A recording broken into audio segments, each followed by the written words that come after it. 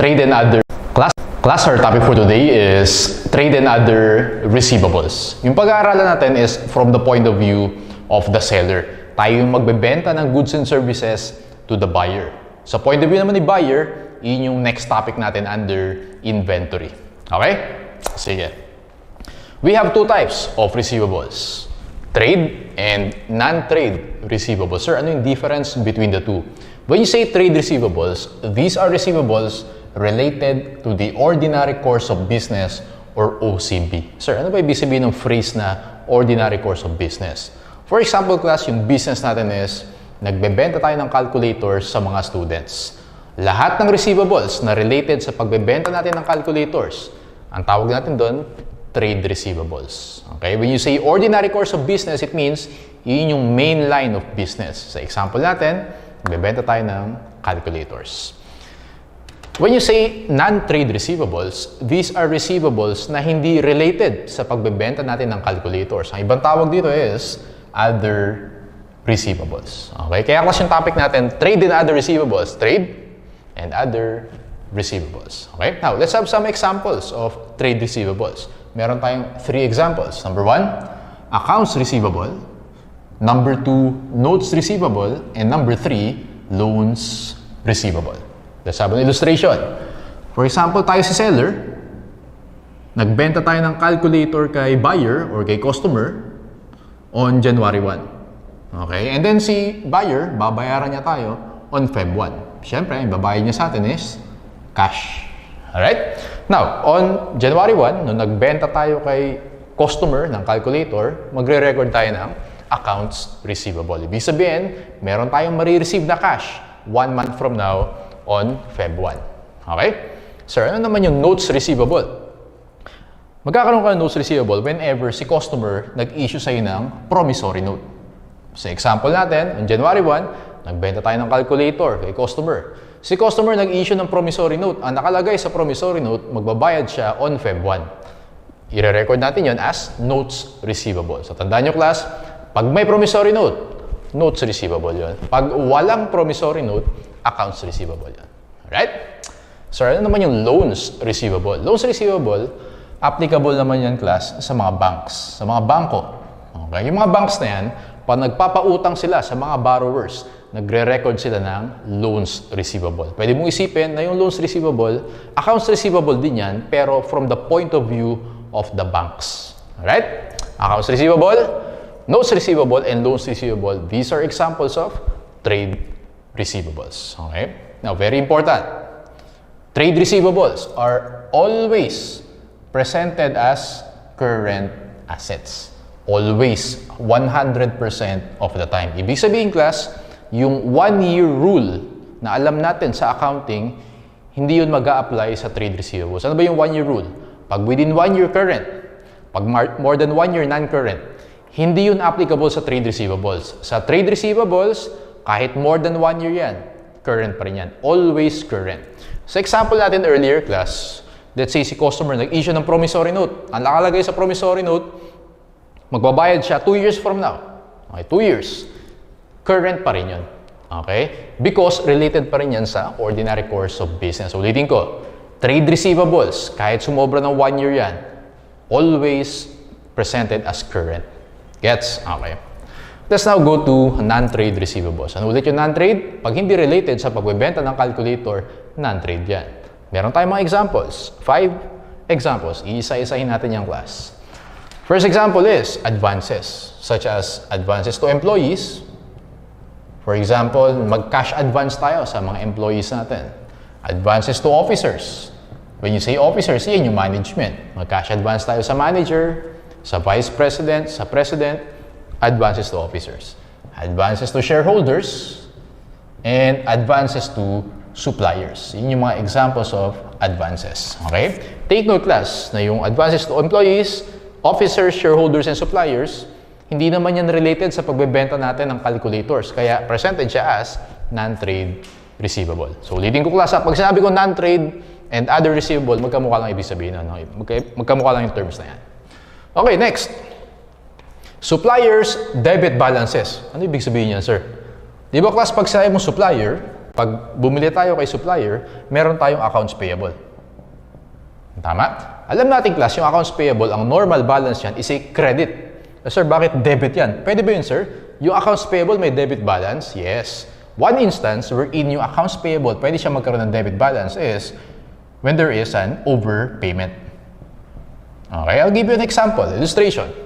Let's say ito si buyer, ito si seller. Ayan. So, tignan natin yung records nila. Siyempre, si buyer, pag bumili tayo, meron tayong accounts payable. Gawa tayong T account, accounts payable. Si seller naman, siya yung magbebenta, so meron siyang accounts receivable. Ayan. Let's say, bumili tayo ng inventory for 5,000 pesos. Entry natin, debit purchases. Credit accounts payable, 5,000.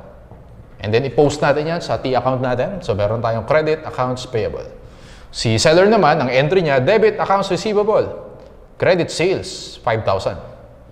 Okay, so pag pinost niya sa T account niya, meron siyang debit, 5,000 sa accounts receivable. Walang problema. Now, nagkaroon ng overpayment.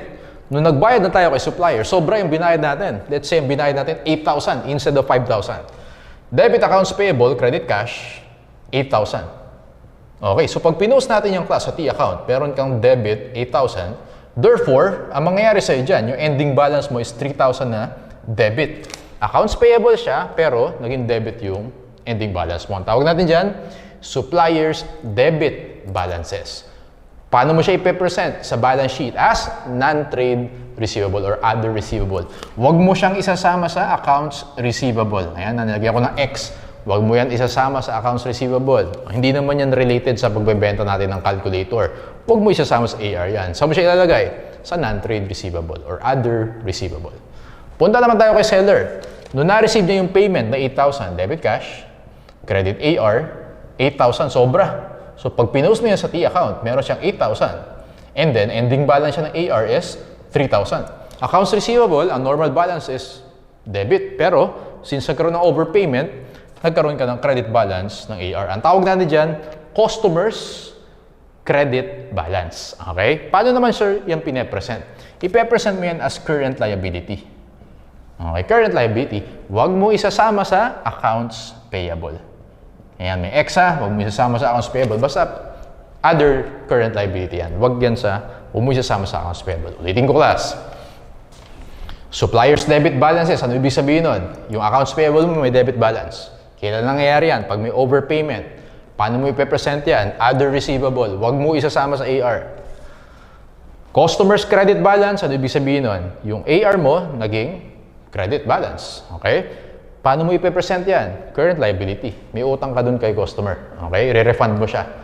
Huwag mo isasama sa accounts payable. Huwag mo isasama sa AR. Huwag mo isasama sa AP. Okay? Remember that. Next, subscriptions receivable. Sir, ano naman ibig sabihin yan? Ganito yung class. For example, tayo sa ABC company. And then, one of our shareholders, sabi natin na si Mr. X, nag-subscribe siya ng shares. I-issue tayo ng shares kay Mr. X on January 1. Sabi ni Mr. X, yung shares na sinubscribe ko, babayaran ko siya sa Feb 1. So, magbabayad sa atin si Mr. X ng cash para sa shares on Feb 1, 1 month after. Ang tawag natin diyang class, sa point of view ni ABC, meron siyang subscriptions receivable. Merong shareholder na nag-subscribe, babayaran in the future. Ito yung accounting treatment class. Tignan mo muna mabuti. If the subscriptions receivable is collectible within 1 year, pag within 1 year yan, pe-present mo siya as current asset under other receivables. Okay? Pag more than 1 year, remember, ipe-present mo yan as contra equity account. Contra equity. Pag sinabing contra, ang ibig sabihin niya sa accounting, deduction or naka-minus. Babalikan natin yan kapag nag-discuss na tayo ng shareholders equity. Tandaan mo lang class, pag subscriptions receivable, pag collectible within 1 year, current asset. Pag more than 1 year, contra equity, naka-minus equity. Balik muna ako dito. Sabi ko kanina, pag trade receivables, hindi mag-a-apply yung 1 year rule. Pero pag non-trade receivables, mag-a-apply na yung 1 year rule. Parang ito, pag within 1 year, current asset siya. Okay? Pero ang unique sa subscriptions receivable, pag more than 1 year, hindi siya non-current asset. Contra equity. Yun yung kakaiba sa kanya. Okay? Sige. Accrued income. We know from basic accounting, when you say accrued income, this is your income earned but not yet collected. Okay? Earn na natin, pero hindi pa natin nako-collect. Okay? Or not yet received. Ano example niyan? Interest receivable. Okay? What else? Dividend receivable. Rent receivable. Ayan, example ng accrued income. Okay? Accrued income, again, earned but not yet received, saan mo siya ipepresent?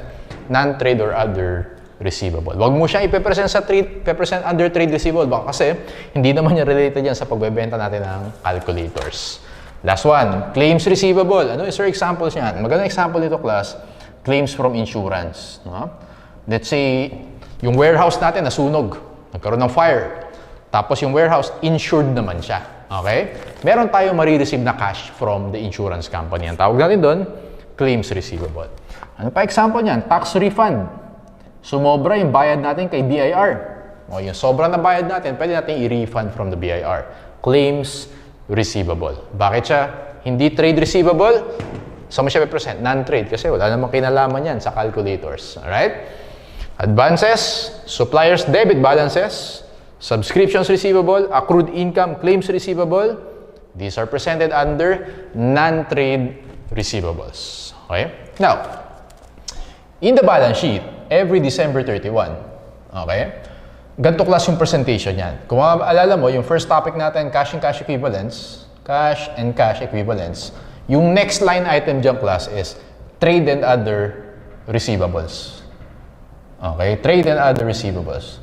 So, magkasama siya sa balance sheet. One line item, trade and other receivables. Ito yung trade, and then yung other, ito siya, yung non-trade natin. Magkasama sila, one line item yan, pinipresent in the balance sheet. Okay? Let's now go to the measurement. Sir, paano ba natin mini-measure or nire-record yung receivables? Specifically, accounts receivable. Doon tayo mag-focus. Accounts receivable. For measurement of receivables, meron tayong tinatawag na initial measurement and subsequent measurement. Okay? Pag sinabi mong initial measurement class, ito yung first time na magjo-journal entry tayo. Paano ba yung journal entry? Pag nagbenta ka, debit AR, credit sales. Okay? Yung kanina, ito. Ang tawag natin doon, initial measurement. Receivables, specifically accounts receivable, are measured initially at face value, which is equal to the selling price. Okay? Kung ano yung selling price mo, selling price ng calculator, doon mo siya i-measure initially. Okay? Now, in practice, meron tayong two methods, acceptable methods in measuring, initial measurement for accounts receivable. Gross method and net method. I-compare natin yung dalawa na yan. Both of them are acceptable. Okay? Let's say, tayo si seller, nagbenta tayo kay customer, or kay buyer or kay customer for 10,000, right? Worth of calculators. Yan, yung selling price, 10,000. Now, ang terms natin with the customer, 5, 10, and 30. Sir, ano ibig sabihin ng 5, 10, and 30? Yan yung credit terms. Ibig sabihin, class, pag si customer nagbayad siya within 10 days, meron siyang 5% discount. Pag nagbayad siya, from day 1 to day 10, meron siyang 5% discount. Ang tawag natin dyan, discount period. Okay? Ano sir yung N30? Ibig sabihin, class, pwede siyang magbayad hanggang day 30. Okay? Siyempre, pag nagbayad siya from day 11 to day 30, wala nang discount yon. Kasi ang discount mo lang, dapat magbayad ka within 10 days. Ang tawag natin sa day 1 to day 30, credit period. Yung day 1 to 10, discount period. Yung day 1 to day 30, credit period. So, ulitin ko, pag sinabi mong 5, 10, and 30, si customer, meron siyang 5% discount pag nagbayad siya within 10 days. Pero pwede siya magbayad for within 30 days. Pag nagbayad siya, day 11 to day 30, wala siyang discount. Okay. Compare natin yung class. Yung journal entries under gross method and net method. First entry natin, upon sale, under gross method, debit AR credit sales, 10,000. Okay, yun. Initial measurement natin. At face value, kung magkano selling price, 10,000. Walang problema. Under net method, kaya mo siya tinawag na net. Because nini-net mo na yung discount agad. Unang entry pa lang. Debit AR, credit sales. Ano ba yung 5% ng 10,000? 500. Tama ba? So, 10,000 minus 500, 9,500. Iyon yung una mong recording. 9,500. Naka-net agad yung discount. Okay? So, parang kumbaga conservative yung recording natin. Now, let's say nagbayad within the discount period. Okay? Yung up to 10 days. Within 10 days. Ayan, within the discount period. Ano yung entry natin under the gross method? Debit cash. Siyempre, marireceive mo 9.5 na lang kasi nga meron 5% discount. Credit AR, tanggalin mo yung buong AR na 10,000. Now, hindi balance yung entry natin. Yung difference, i-debit mo siya sa sales discount or SD na lang. Sales discount, 500. Yun yung entry natin under gross method. Sir, paano ba pinapresent yung sales discount na yan? Ganito yan, class. Sa income statement, okay, income statement, meron kang sales, how much? 10,000. And then, minus sales discount na 500. And then, meron kang tinatawag natin na net sales, 9,500. Ganyan yung presentation niyan. Okay? Sales discount, dinededuct mo yan sa sales or contra sales account yan. Okay?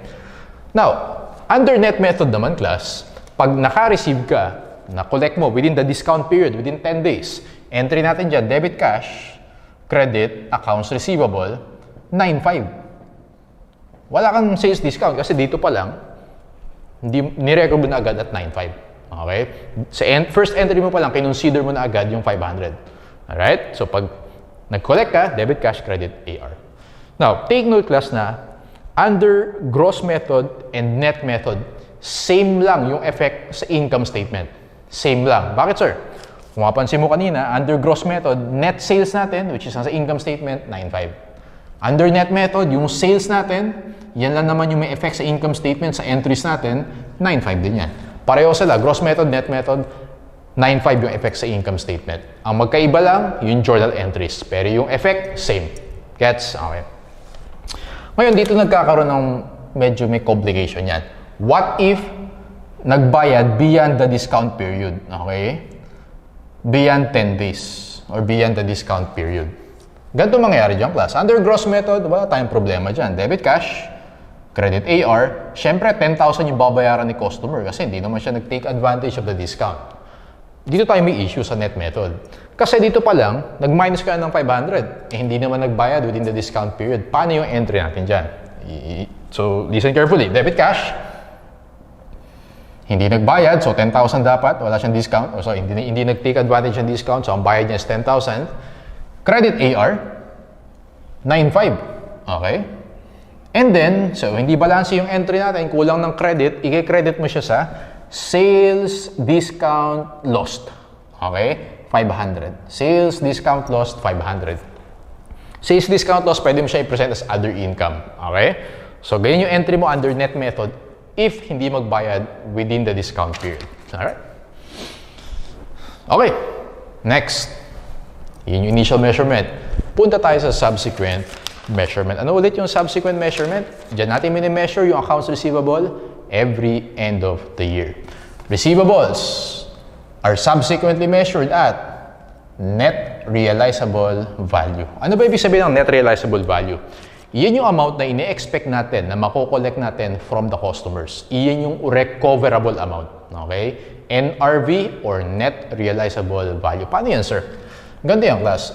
Sa balance sheet natin, December 31, makikita mo yung, ang presentation niyan is AR, ito yung gross, okay? Sa example natin, 10,000. So, lagyan natin 10,000. Less allowances. For example, 2,000. You get your net realizable value, 8,000. Ganyan yung presentation ng AR. AR natin at gross, 10,000. Minus allowances, you get your net realizable value. Sir, ano yung allowances? Meron tayong 3 sources ng allowances. Tatlo yan. Sulat mo muna. Allowance for doubtful accounts or ADA. Sulat mo. ADA stands for Allowance for Doubtful Accounts. Kaya tinawag na doubtful accounts. Kasi class, merong possibility of non-collection. Let's say, nagbenta tayo ng calculator sa 100 students. 100 units ng calculator. Merong possibility na yung ibang students hindi makapagbayad sa atin. Ang tawag natin doon, doubtful accounts. Allowance for doubtful accounts. Gets? Okay. Next, allowance for sales returns. Nagbenta tayo ng 100 calculator sa 100 students. May possibility na yung ibang calculator doon baka defective. May problem, ibabalik sa atin. allowance for sales returns. And last is allowance for sales discount. Kanina, yung example natin na 5%. Nagbenta tayo ng 100 calculators sa 100 students. Yung ibang students doon magte-take advantage ng discount. Ang tawag natin doon, allowance for sales discount. So, ulitin ko class, ano yung importance yan? Yung receivables, every end of the year, mini-measure mo at NRV. Paano yung NRV? AR at gross amount minus allowances, you get your NRV. Ano ulit yung allowances? Actually, ito yung mag-focus tayo sa ADA. Allowance for doubtful accounts, iyan yung possibility na hindi natin makollect yung ibang receivable natin. Sales returns, yung iba, baka ibalik because of yung defective, yung calculate natin. Sales discount, yun yung mag-take advantage of the discount. Tanda mo, class, ito yung best estimate natin every December 31. I-estimate natin. Ilang percent kaya dyan yung allowance natin? Best estimate yan. Alright? Sige. Let's apply the concepts. Before we continue our lecture, apply muna natin yung concepts na to, class, sa illustrative example number 1. Okay, so open the illustrative example number 1. Sagutan muna natin yan. Nakita nyo ba yung Pinnacle Company reported the receivables account? Yun yun. And then meron tayong 2 requirements. Alright, so sagutan muna natin siya before we continue our lecture. Sige, so let's read the requirements. Requirement A, compute the amount to be presented as trade and other receivables under current assets. B, indicate the classification and presentation of other items excluded from trade and other receivables. Okay, sagutin natin yan. Illustrative example 1, requirement A muna tayo.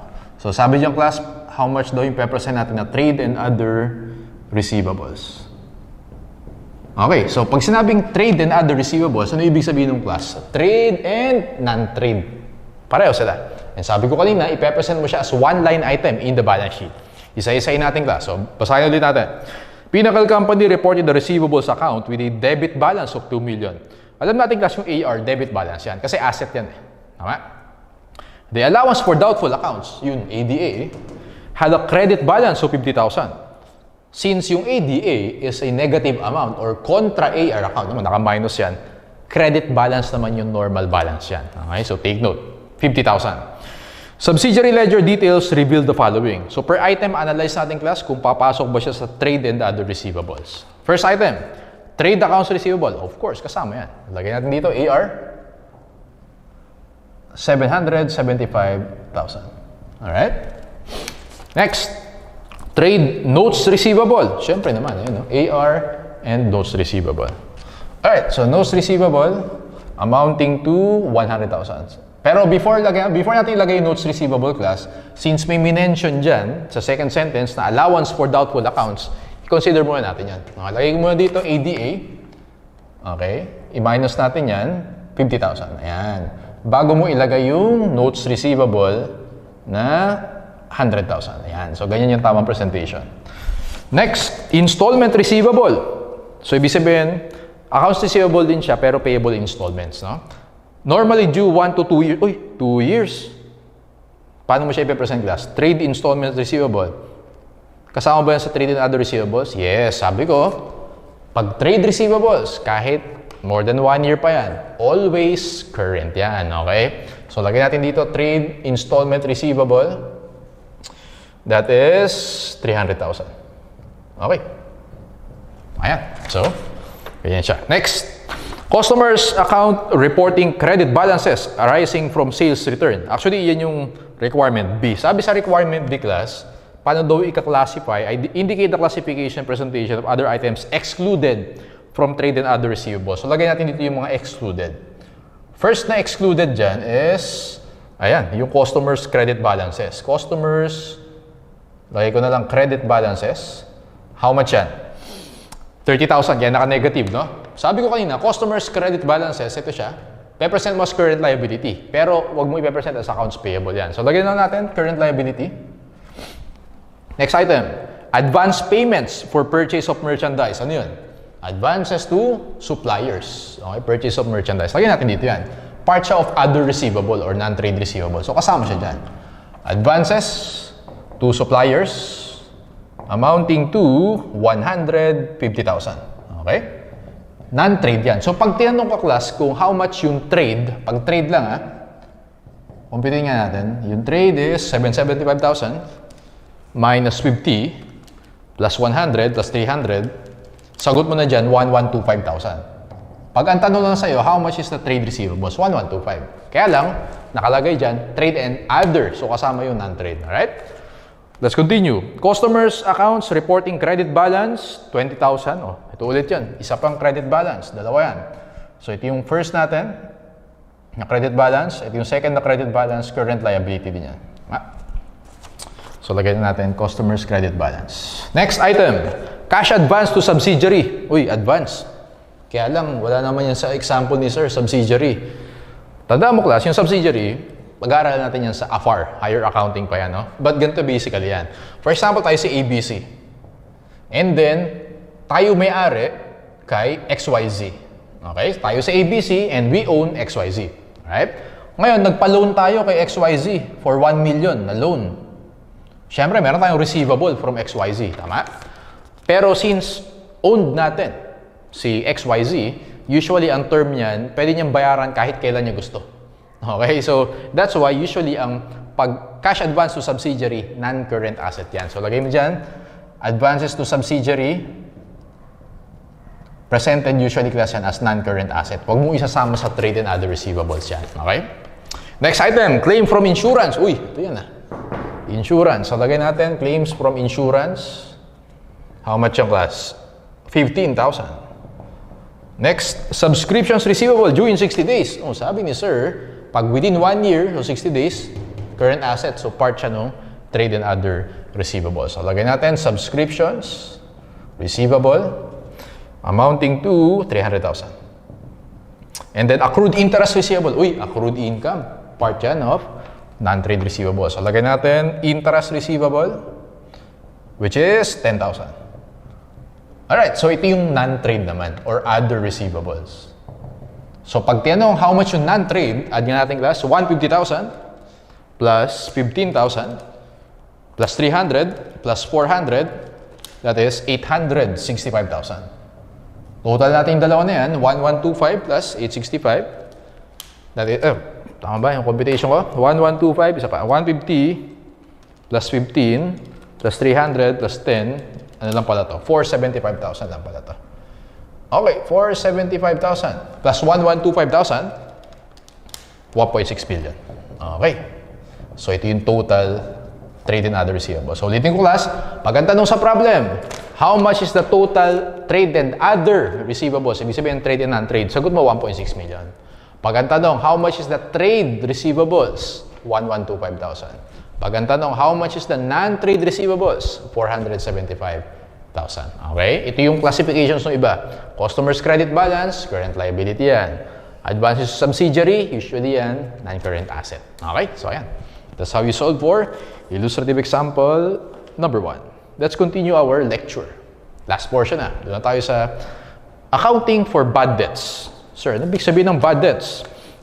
Yun yung doubtful accounts. Pag sinabing doubtful accounts, bad debts, magkamukha lang yan, no? Doubtful accounts and bad debts, they mean the same thing. Ano ba ulit class yung concept ng doubtful accounts? Merong portion ng customers natin, baka hindi makabayad. Nagbenta tayo ng 100 units ng calculator sa 100 students, baka may iba doon hindi makabayad ng calculator. Okay? Kailangan natin i-estimate yun. Best estimate natin every end of the year. Now, paano natin i-account yan, sir? Ano yung accounting natin? Meron tayong 2 methods. Allowance method and direct write-off method. Okay? Allowance method class, ito yung acceptable under the standards, under PFRS. Yung direct write-off method, ito yung acceptable under the tax code. Okay? Tuturo na rin natin yung direct write-off method. Pero take note, since accounting, yung pinag-uusapan natin, ang allowed lang is allowance method. Okay? Under PFRS, ang allowed is only the allowance method. Hindi allowed yung direct write-off method.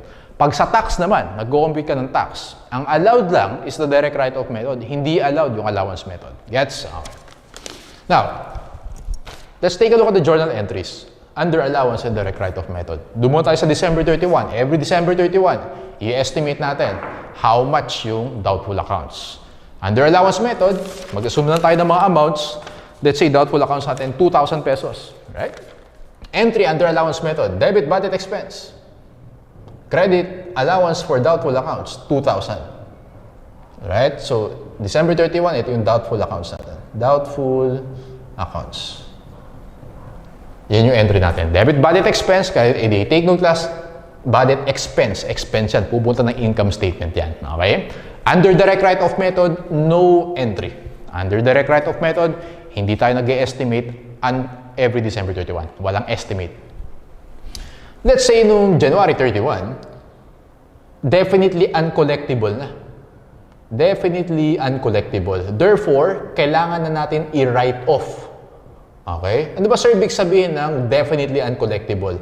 Sure na tayo na yung student na yon, yung customer natin, hindi na talaga makakapagbayad. Hindi na natin makontak. Okay? Or na-bankrupt na yung customer natin. Hindi na makakapagbayad. I-write off na natin yon. Tatanggalin na natin sa books natin yung record niya.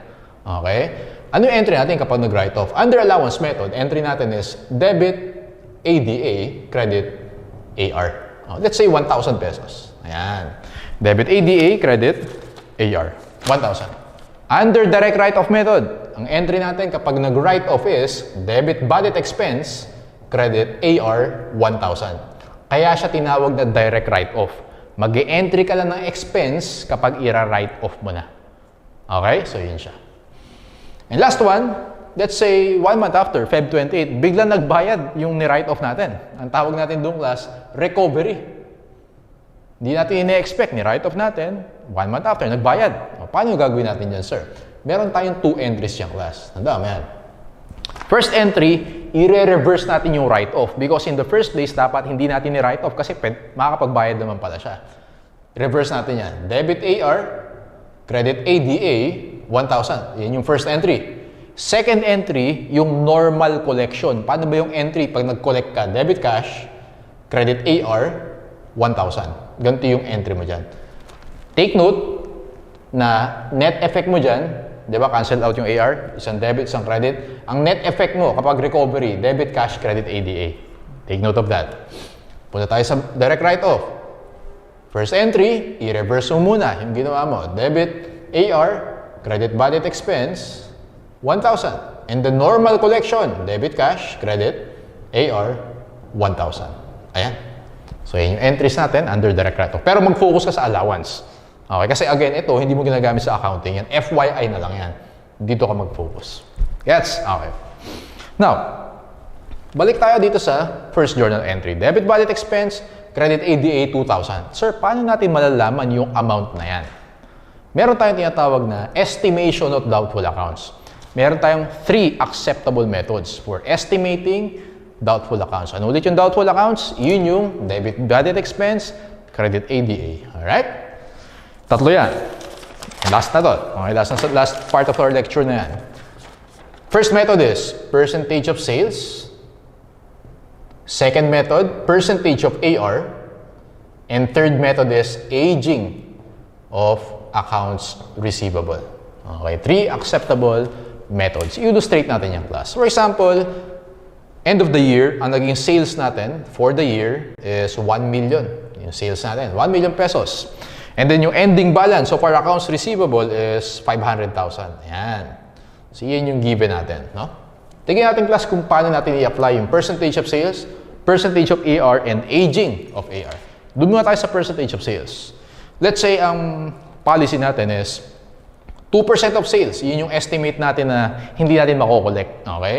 1 million times 2%, that is 20,000. Alright? So, 20,000 makukuha natin dyan. Tandaan mo, class, yung 20,000 na yan, iyan na yung budget expense mo. Yun na siya. Okay?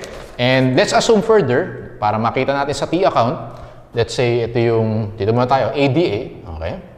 Under percentage of sales. For example, class, may beginning balance yung ADA natin ng 10,000. Okay?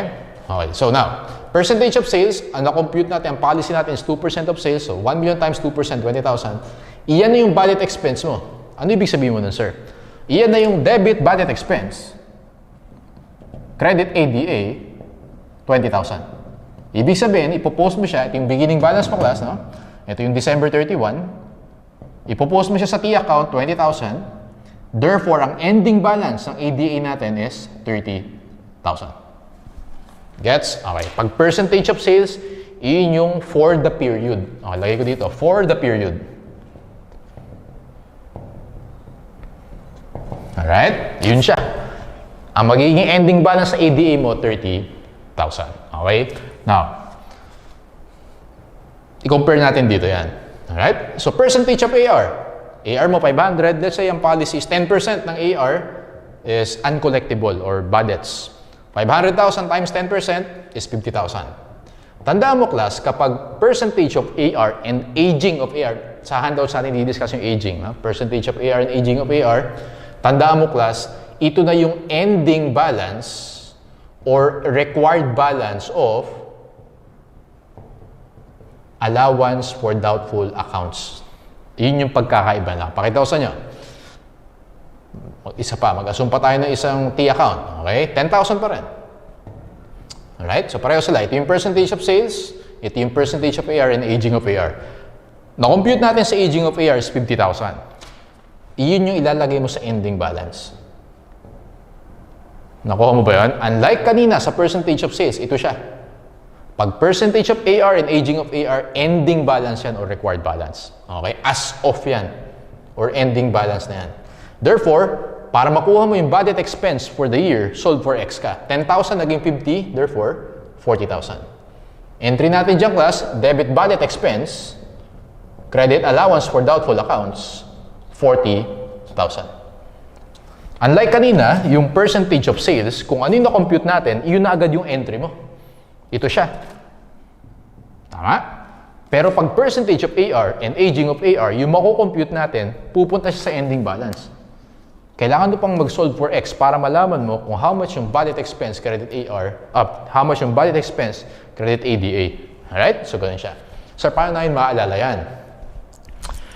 Take note, class, na pag percentage of sales is an income statement account. Tama? Makukuha mo dyan is an income statement account then budget expense. Alam natin, pag income statement account, for the period yun. Yun yung change for the period. Pag percentage of AR, alam mo, class, dyan na yung AR balance sheet account yan. Yung makukuha mo is also balance sheet account, which is ADA. Yun yung makukuha mo na ending balance. Income statement makukuha mo dyan. AR, balance sheet makukuha mo dyan. Okay, so i-apply natin later yan sa handouts natin. Okay, let's go to illustrative example number 2. So, class, erase ko na to, yung solution natin sa number 1. And tatry ko na hindi i-erase yung sa lecture natin.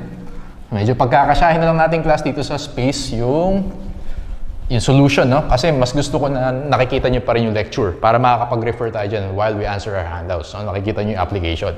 So, try natin na dito na lang lahat ng solution natin, ha? Let's go to illustrative example number 2. Basically, puro na yan. Journal entries. Practice tayo. Number 2. At the beginning of current year, Mr. Accounting Company reported the following. So, ang requirement sa ating class, prepare the journal entries and compute for the NRV. Doon muna tayo sa journal entries. Illustrative example number 2. Okay. At the beginning of the year, Mr. Accounting Company reported the following. So, may mga beginning balances daw. AR, 2 million. ADA, 100,000. Alright. Additional information for the current year. Number 1. Cash sales amounts to 800,000 and represents 10% of the gross sales. Yung cash sales daw, 800,000. And then, 10% lang daw siya ng gross sales. So, paano yun? So, ganito gagawin ko dyan, class. So, basically, yung gross sales natin, okay, dalawa yan. Dalawa composition yan. Merong cash, merong credit sales. Tama? And then, 800,000 daw yung cash sales. Pero yan, 10% lang daw. O di, i-work back natin. 800,000 divided by 1%, divided by 10%. 8 million. E di 8 million yung gross sales natin. Oh, yung credit sales mo, 90%. 8 million times 90%, credit sales, 7.2 million. Oh, ganyan ibig sabihin yan. Yung cash sales loan natin, 800,000 pero 10% siya of gross sales. Work back, gross up natin, 8 million, 90% yung credit sales. So, paano yung entry natin dyan? Debit cash, 800,000. Debit accounts receivable, 7.2 million. And then, credit sales, 8 million. Ayan. So, yun yung entry natin for number 1. Number 2, 90% of the credit sales customers do not take advantage of the 5, 10, and 30 terms.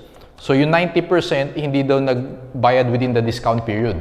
Ibig sabihin, class, yung 10% nagbayad sila within the discount period. How much yun? So, 7.2 million yung credit, 10% niya nagbayad, Tama, nagbayad within the discount period. 5% daw yung discount times 5%. Compute natin yung discount. 7.2 million times 10% times 0.05. Discount natin class, 36,000. O sir, paano yung entry natin dyan? Debit cash.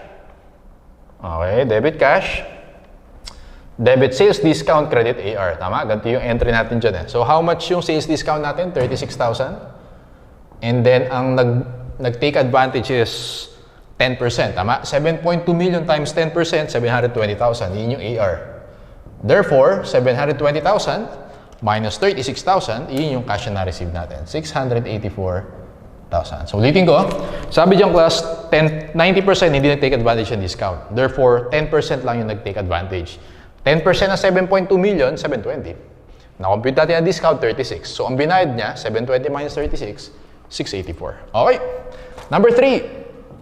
Customers who did not take advantage of the discount paid 5,940,000. Pag silent class, gross method yung ginagamit ha. So, yung ginagawa ko yung gross method. Pag hindi ka nagbayad within the discount period, normal lang. Debit, cash, credit, AR lang. Okay? How much? 5,940,000. Debit, cash, credit, AR, 5,940,000. Let's go to number 4. It is expected that cash discounts of 10,000 will be taken on AR outstanding as of December 31. Estimate lang yan. It is expected. Ibig sabihin, ito siya. Allowance for sales discount. Ine-expect lang natin. Ano yung entry natin dyan, class? Debit sales discounts, credit allowance for sales discount amounting to 10,000. Ano ulit yung treatment sa sales discount? Minaminus mo siya sa sales, sa income statement. Okay? So, ganyan yung entry mo dyan. Allowance for sales discount, mamaya, i-consider natin siya pag kukumpute natin yung net realizable value. Number 5. Sales returns amounted to 80,000. All returns were from charge sales or credit sales. Debit sales returns, credit accounts receivable, 80,000. Yun yung entry natin. Yung sales returns class, actually, mina-minus mo din yan sa sales. Okay, sales, minus sales returns, minus sales discounts, net sales. Okay, ganun yung treatment dyan. Number 6. During the year, accounts totaling 60,000 were written off.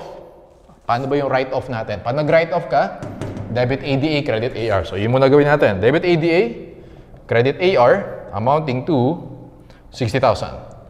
And then, recoveries during the year amounted to 10,000. Pag na-recover mo, di ba, ang entry natin doon, debit AR, credit ADA. Okay, i-reverse natin yung una mong ginawa. And then, debit cash, credit AR. Pero take note, class, na yung net effect niyan, cancel out yung AR, ang net effect niyan, debit cash, credit ADA.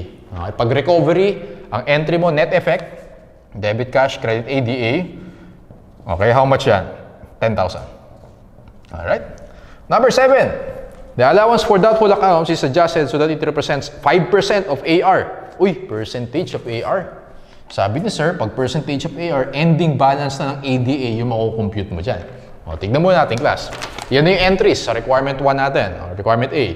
Requirement B, compute for the NRV. Ganito gagawin ko dyan, class. Pag NRV, magti-T account ka na agad dyan ng AR and ADA. Okay? Or allowances. So, ganito gagawin ko dyan, class. Yung AR muna. AR. Tignan natin yung movement. Asan ba yung mga AR dyan? 7.2 million. May beginning balance tayo dun sa first part of the problem. 2 million yung beginning balance natin. 2 million. And then, 7.2 million. Tingnan natin lahat ng AR, ha? And then, may 720 tayo dyan. Credit natin yan. Okay, what else? 5,940. And circle ko lahat ng AR. And then, AR, 80,000. Pag nag-write off ka, mababawasan yung AR mo dyan. Sampa. Yes, AR ito. Write off to. Ito naman yung sales returns. 60, bawas din yan. And then, so I think yun lang. So, compute natin class, yung ending balance of AR, 2 million. Plus 7.2 million. So, pinost ko lang yung nasa journal entries natin. Minus 720, minus 5,940,000, minus 80,000, minus 60,000, you get 2.4 million. Ito yung AR natin. 2.4 million. Ayan. And then, tignan natin class yung ADA natin. Ha? Pag NRV, laging ganyan. So, AR and ADA. Beginning balance of ADA, 100,000. Nandun yan sa given, sa taas, first part. And then, tignan natin class yung movement ng ADA. Nasaan ba yung mga ADA dito? Ito. Meron kang debit na 60. Nung nag-write off tayo. And then, nung nag-recover, meron kang credit na 10. So, yun yung ADA natin. Alright? So, let's see.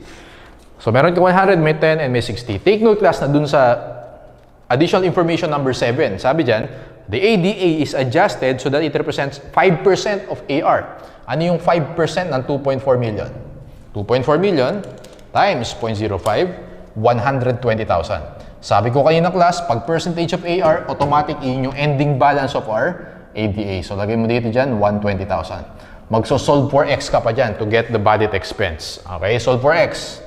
120 plus 60 minus 100 minus 10, 70,000.